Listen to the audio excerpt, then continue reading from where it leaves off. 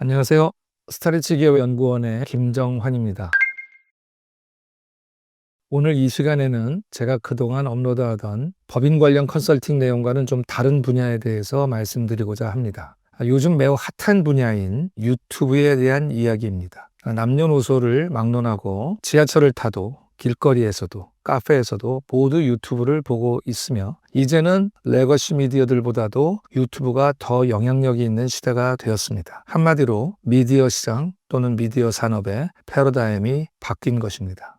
이러다 보니 수십만 명 혹은 수백만 명의 구독자를 보유한 유튜버들이 탄생을 했고 이로 인해서 고소득을 올리는 유튜버들이 많이 생겨났습니다. 이에 저는 오늘부터 몇 차례에 걸쳐 고수익 유튜버들을 위한 정말 유익한 컨텐츠를 업로드하겠습니다. 우선 제가 하도 궁금해서 구독자 한 10만 명 정도 되는 유튜버들의 수입이 얼마나 되는지 조사를 해봤습니다. 여기서 중요한 건 수입입니다. 수익이 아닙니다. 즉 유튜브로 인한 이익이 아니라 전체 수입, 즉 매출을 말하는 것이란 걸 기억하시기 바랍니다. 먼저 매출을 알아보고 그 다음에 수익, 즉 이익을 알아보고자 합니다. 일단 구독자 10만 명을 기준했을 때 유튜버의 월 수입은 보통 200만 원에서 1000만 원 정도로 편차가 매우 큽니다. 주요 수입 구조는 첫 번째가 유튜브 광고인 애드센스라는 게 있다고 하네요. 애드센스가 월 약 100만 원에서 500만 원 정도의 수입을 가져다 주며 이는 조회수와 시청 시간 그리고 CPM이라고 하는 광고 단가에 따라서 결정됩니다. 두 번째는 브랜드 광고, 즉 협찬을 수입에 반영이 됩니다. 영상 한 편당 300만 원에서 1000만 원 수준으로 구독자 수보다 채널의 영향력과 타겟층이 더 중요하다고 합니다. 세 번째는 PPL이라고 여러분 아시죠? 드라마나 이런 데 보면은 뭐 가구나 음료수 이런 게 상표가 노출되지 않습니까? 그런 걸 PPL이라고 하고 협찬하는 건데 구독자가 5만 명 이상 넘어가면 업체들로부터 유튜버한테 협찬 제안이 들어온다고 합니다. 네 번째는 이제 기타 수입으로 공동구매, 굿즈 판매, 또 채널 멤버십 가입비 이런 것들을 통해서 추가 수입을 창출합니다. 그리고 구독자 수보다는 실제 영상당 평균 조회수가 수입에 직결된다고 합니다.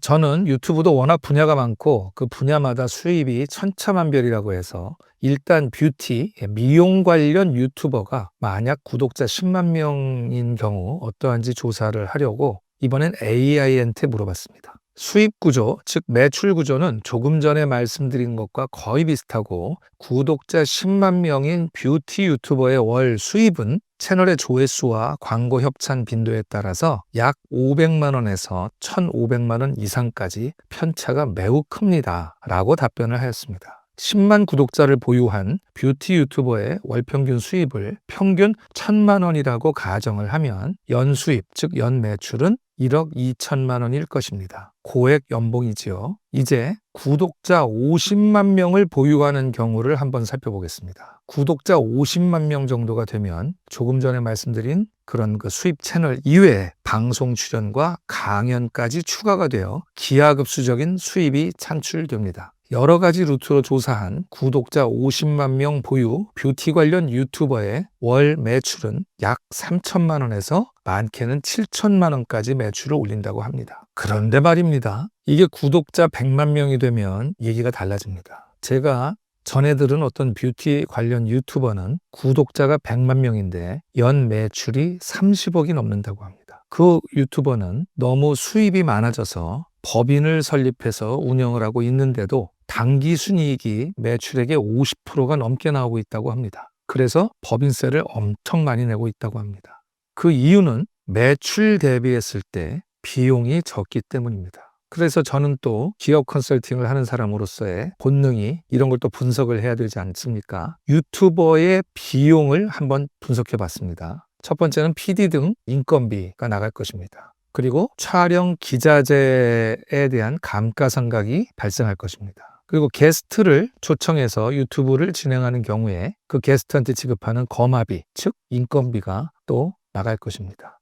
야외 촬영을 한다면 야외 촬영 시 드는 비용, 차량 대여비라든지 여러 가지가 있겠죠. 렌트비라든지. 그러나 뷰티 유튜버는 야외 촬영을 거의 안 한다고 합니다.